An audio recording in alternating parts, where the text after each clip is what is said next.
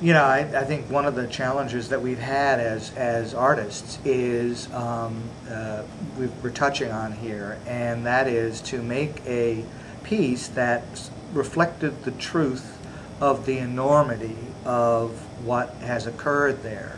the disaster that has occurred, the pain and anger that it elicits because it was so unprecedented and deep. And yet we also wanted to present it to those people, to that community.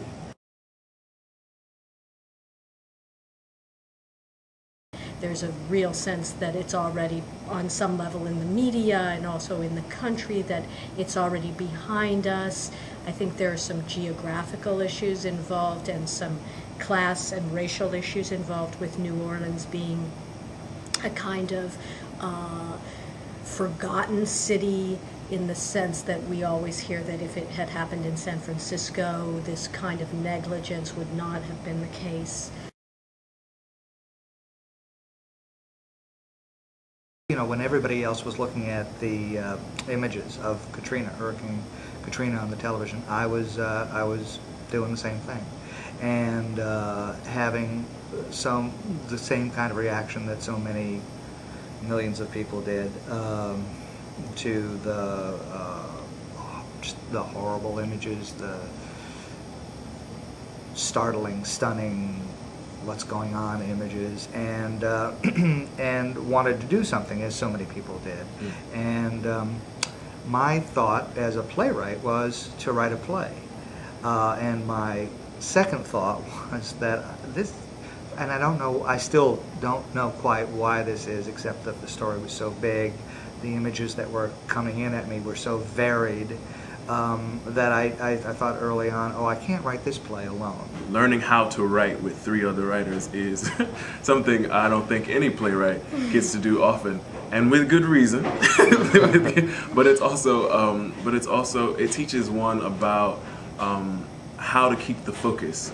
What is the focus at the end of the day? At the end of the day, I maintain and make sure that I realize that this project, this experiment, this endeavor is not about me. It's certainly about the work. It's about the people we're writing about. It's about lives and change and politics and policy. And it's most importantly about us as a nation and how we respond to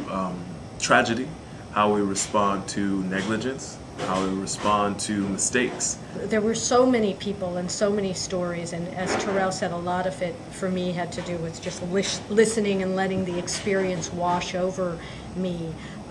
Being there right after the storm, we went there for the first time in December. There's really no way to know what Hurricane Katrina was like unless you actually went and saw the scope of the devastation. I really sort of sat back and listened a lot to what people had to say, and I really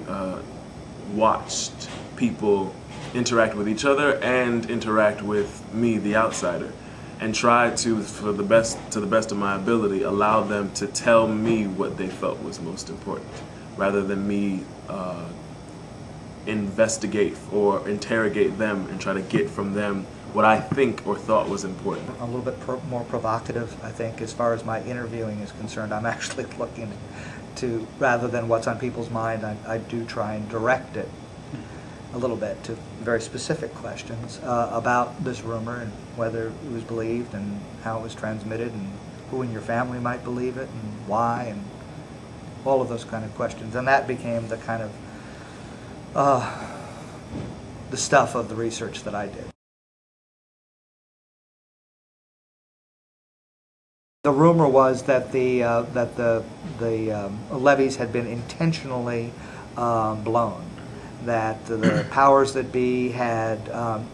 made a very stupid and inept effort to save the downtown business district and the garden district where all the beautiful antebellum homes are and the French Quarter by siphoning off pressure by flooding out poor people. It made for, in New Orleans, a sense, I think, that we all had on certain levels of danger, of the unspoken, of different groups not talking to each other, the the clearest truth that was in front of us being utterly denied, which are extremely painful things and that fracture societies, and we were in the middle of that, and wanting, I think, very much to honor where we were, but also, of course, we're playwrights, and we were very interested probably in the drama of the story, and also in